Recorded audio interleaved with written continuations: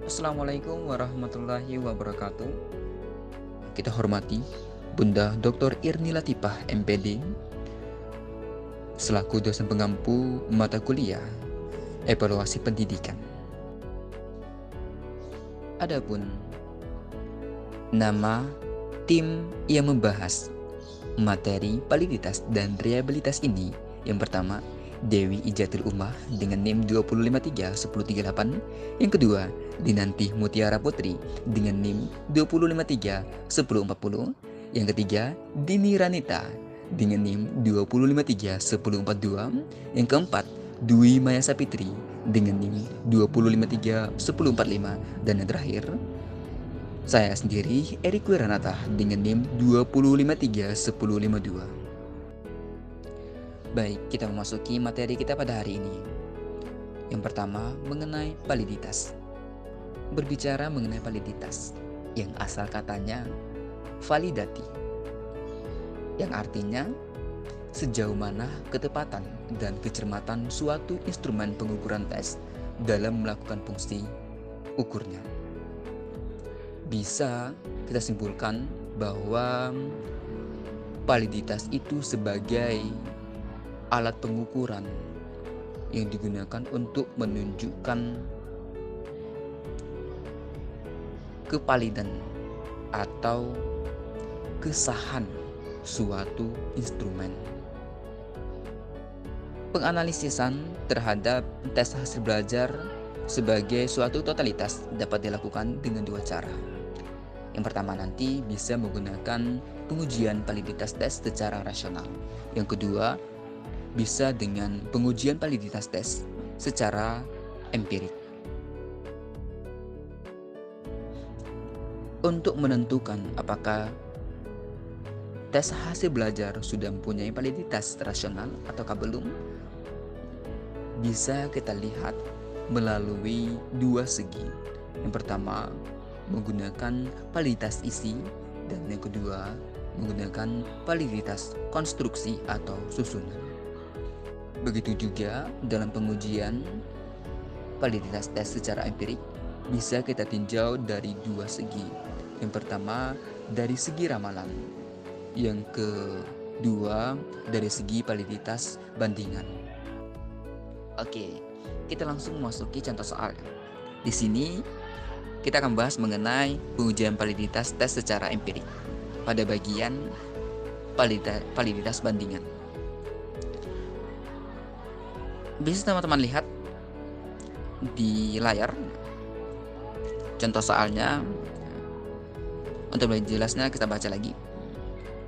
Misalnya pada tanggal 1 Agustus 1998, sebanyak 20 orang siswa Madrasah Aliyah dihadapkan pada tes formatif dalam mata pelajaran Dirasah Islamiyah. Nilai-nilai tes yang berhasil mereka peroleh bisa teman-teman lihat pada tabel. Lalu 2 minggu kemudian, yaitu pada tanggal 15 Agustus 1994, tanpa pemberitahuan, 20 orang siswa Madrasah Aliyah tersebut dihadapkan pada tes formatif yang kedua dalam mata pelajaran yang sama dan dengan menggunakan butir-butir soal yang sama dengan butir-butir soal yang telah dikeluarkan pada tes formatif pertama. Dari tes formatif kedua itu diperoleh nilai-nilai tes seperti pada tabel. Oke, untuk pembahasannya mari kita bersama-sama melihat pada tabel atau di layar. Terdapat beberapa kolom ya. Ada kolom nama siswa, kolom X atau variabel X, yaitu hasil tes formatif yang pertama dengan sigma X-nya 120. Kemudian ada kolom Y atau variabel Y-nya, yaitu hasil tes formatif yang kedua dengan sigma Y-nya itu 130. Kemudian ada kolom XY, artinya hasil tes formatif yang pertama dikalikan dengan hasil tes formatif yang kedua, tidak diperoleh sigma XY-nya 880. Kemudian E kuadrat.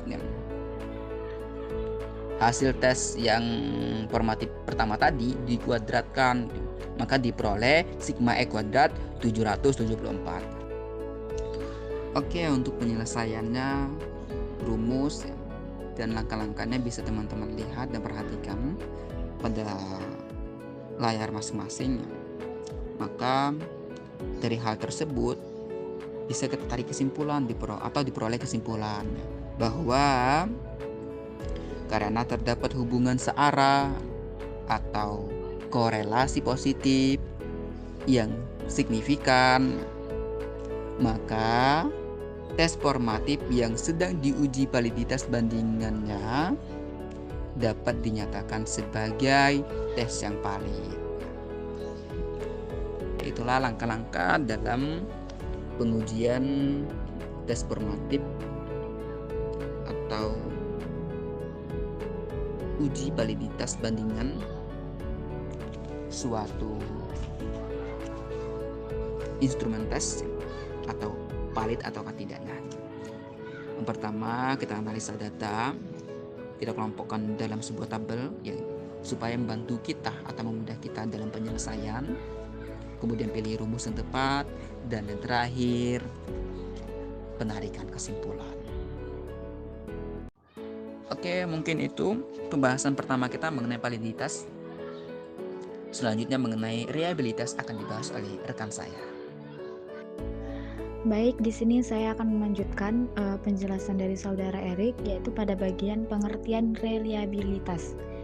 Dalam Gito Supriyadi menyatakan bahwa reliabilitas sebagai kestabilan skor yang diperoleh orang yang sama ketika diuji ulang dengan tes yang sama pada situasi yang berbeda atau dari satu pengukuran ke pengukuran yang lainnya. Di sini bisa teman-teman lihat ada rumusnya, yaitu reliabilitas sama dengan banyak butir dibagi banyak butir soal dikurang 1 dikali dengan 1 dikurang jumlah varian skor tiap item dibagi dengan varian skor total. Keterangannya bisa teman-teman lihat di gambar. Nah, kemudian di sini ada contoh soal, bisa teman-teman lihat.